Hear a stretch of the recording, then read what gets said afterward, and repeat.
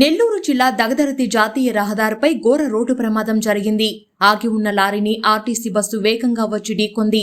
బస్సును వెనకాలే వస్తున్న ఇసుక టిప్పర్ బలంగా ఢీకొంది. ఇసుక టిప్పర్ను మరో లారీ, ఆ లారీను మరో కారు, ఇలా వరుసగా 4 వాహనాలు ఒకదానికి ఒకటి ఢీకొన్నాయి. ఆర్టీసీ బస్సులో డ్రైవర్ అక్కడికక్కడే మృతి చెందగా 10 మందికి పైగా ప్రయాణికులకు స్వల్ప గాయాలయ్యాయి. వీరిని 108 ద్వారా నెల్లూరులోని ప్రభుత్వ ఆసుపత్రికి తరలించి చికిత్స అందిస్తున్నారు. నెల్లూరు నుంచి కావల వైపు ఆర్టీసీ బస్సు వెళ్తుండగా ఈ ప్రమాదం జరిగింది. అయితే ప్రమాద ఘటనను చూస్తే భయానక వాతావరణం కనిపించింది. ఆర్టీసీ బస్సు టాప్ తో పాటు పైకి లేచిపోయింది. ప్రయాణికులు స్వల్ప గాయాలతో బయటపడడంతో స్థానికులు ఊపిరి పీల్చుకున్నారు. మరోవైపు జాతీయ రహదారిపై బ్రేక్ డౌన్ అయిన లారీలను ఒక సైడ్ పార్క్ చేస్తుండటంతో తరచుగా ప్రమాదాలు జరుగుతున్నాయి. ఈ ఘటనపై పోలీసులు కేసు నమోదు చేసి దర్యాప్తు చేస్తున్నారు. జాతీయ రహదారిపై ట్రాఫిక్ కి తీవ్ర ఆటంకం ఏర్పడింది.